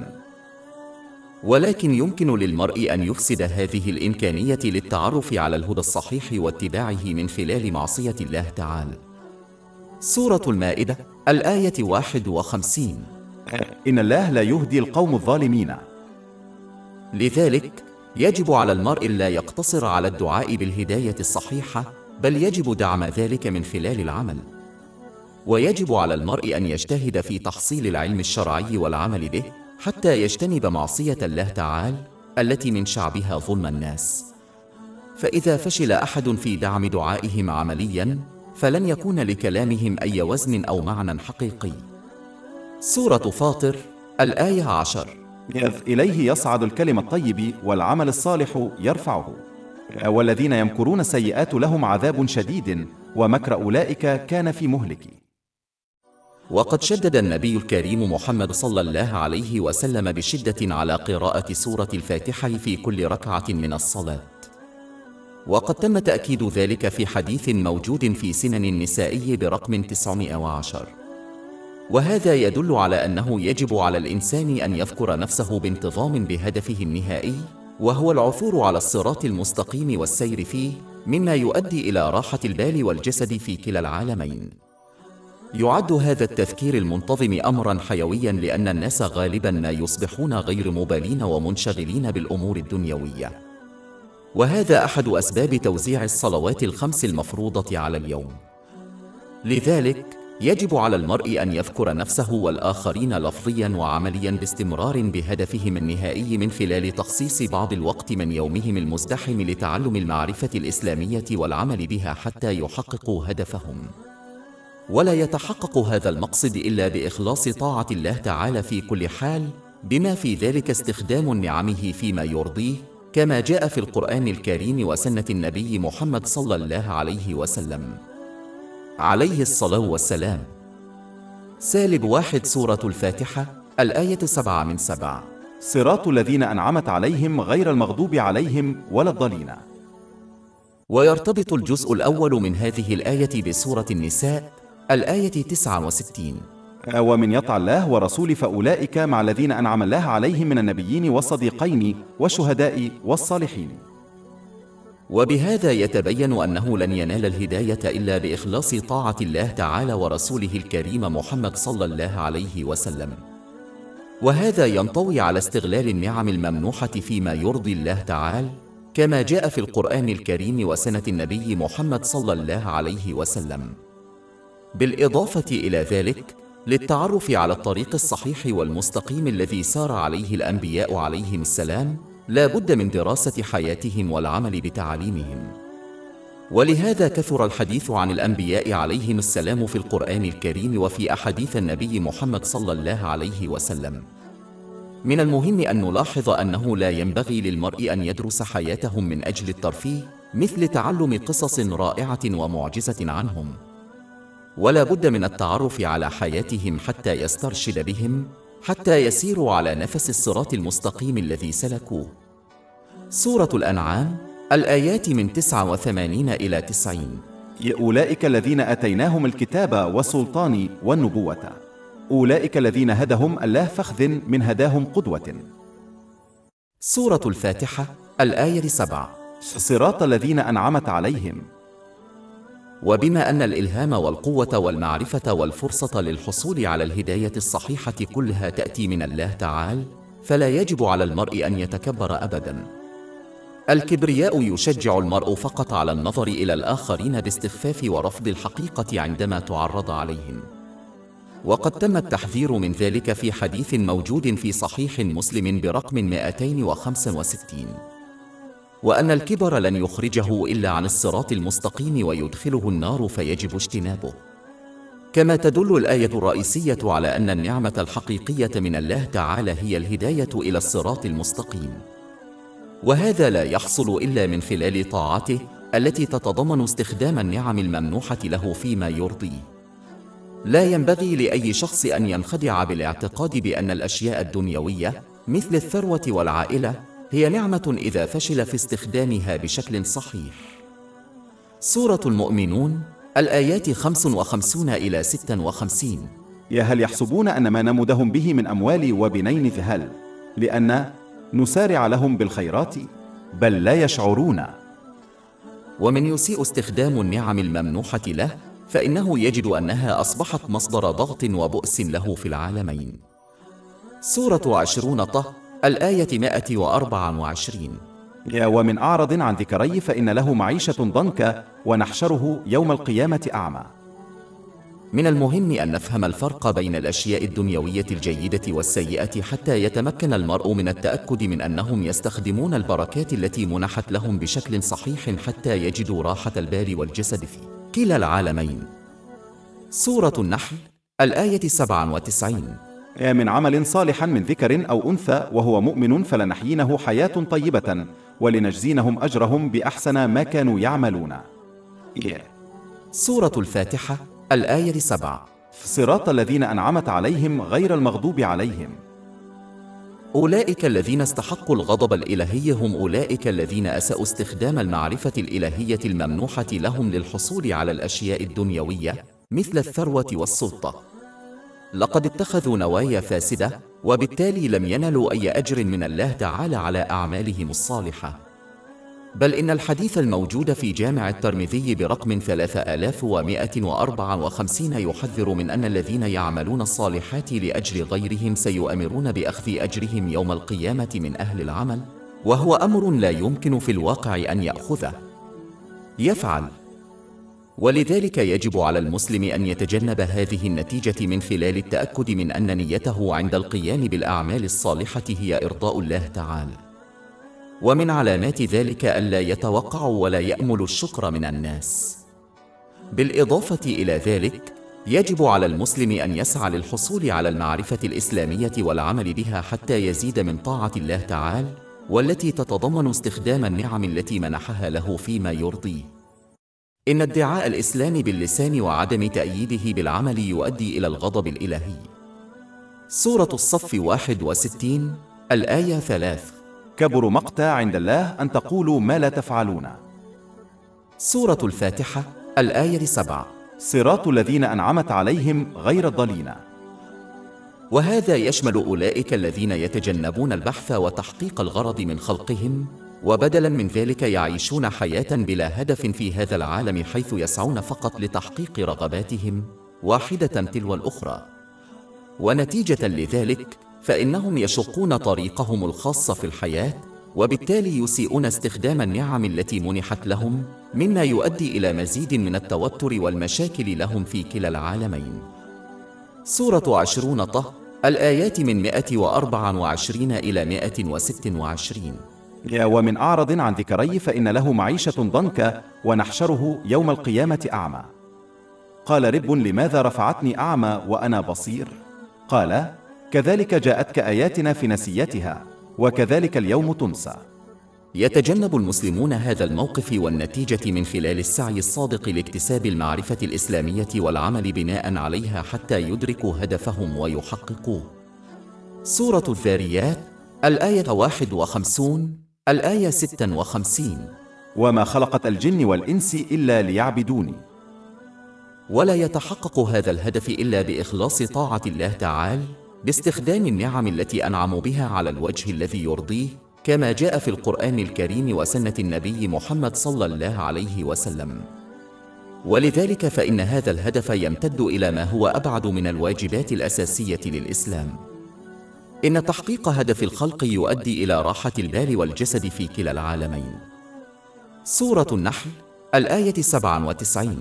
من عمل صالحا من ذكر أو أنثى وهو مؤمن فلنحيينه حياة طيبة ولنجزينهم أجرهم بأحسن ما كانوا يعملون. سورة الفاتحة الآية 7. صراط الذين أنعمت عليهم غير المغضوب عليهم ولا الضالين. يتم تحديد مسار المرء في الحياة من خلال الشركة التي يحتفظ بها. كل إنسان يتأثر برفاقه إيجابا أو سلبا وظاهريا أو خفيا. وقد تم التحذير من ذلك في حديث موجود في صحيح البخاري برقم 5534. ولذلك يجب التأكد من اختيارهم من الصحابة الذين يشجعونهم على استخدام النعمة التي أعطيت لهم فيما يرضي الله تعالى، كما جاء في القرآن الكريم وأحاديث الرسول الكريم محمد صلى الله عليه وسلم. الحقيقة المرة التي يجب على الجميع قبولها هي أن عدم تبني شخص ما لشخصية شريرة لا يعني أنه مناسب للرفقة. كما أن الحديث الموجود في سنن أبي داود برقم 4031 يحذر من أن من تشبه بقوم فهو منهم. ولذلك يجب أن يدعم عمليا دعواهم اللفظية بمحبة من أنعم الله تعالى عليهم كالأنبياء عليهم السلام والصحابة رضي الله عنهم باتباعهم. فإذا قلدوا الفريقين الآخرين المذكورين في الآية الرئيسية محل البحث كانوا واحدا منهم، بغض النظر عن ادعاءاتهم اللفظية. الآية الرئيسية تخلق الخوف والأمل لدى المسلم. الأمل هو أن العبد إذا أخلص طاعة الله تعالى باستخدام النعم التي أنعم بها فيما يرضيه، كما جاء في القرآن الكريم وسنة النبي الكريم محمد صلى الله عليه وسلم، فيحفظون من الضلال ويحظون بالفضل في العالمين. أما الخوف فهو أنه إذا قصر الإنسان في طاعة الله تعالى فسوف يواجه غضب الله ولا يأمن من الضلال. ومن المهم الموازنة بين الخوف والرجاء، فالرجاء يحث على إخلاص طاعة الله تعالى، والخوف يحث على ترك المعاصي. سورة الفاتحة الآية 7. صراط الذين أنعمت عليهم غير المغضوب عليهم ولا الضالين. ومن الفروق الأساسية بين هاتين المجموعتين المهتدين والضالين كيفية استخدام كل منهما للنعم التي أعطيت له. وقد استخدم المهتدون النعم التي حصلوا عليها فيما يرضي الله تعالى، فكان لهم راحة البال والبدن في الدارين حتى لو واجهوا الصعوبات. سورة النحل الآية 97. من عمل صالحا من ذكر أو أنثى وهو مؤمن فلنحيينه حياة طيبة ولنجزينهم أجرهم بأحسن ما كانوا يعملون. أما الفئة الضالة فقد أساءت استخدام النعم التي منحت لهم، ونتيجة لذلك لم يحصلوا على راحة البال والجسد في الدنيا ولا في الآخرة مهما حصلوا من أمور دنيوية. سورة 20 طه الآيات من 124 إلى 126. ومن أعرض عن ذكري فإن له معيشة ضنكا ونحشره يوم القيامة أعمى. قال رب لماذا رفعتني أعمى وأنا بصير؟ قال كذلك جاءتك آياتنا في نسيتها وكذلك اليوم تنسى. إن فهم هذا الاختلاف هو أحد التعاليم الرئيسية للسورة الأولى من سورة الفاتحة، والتي بدورها تلخص القرآن الكريم. فمن فهم هذا الدرس وعمل به فهو يعمل بالقرآن الكريم.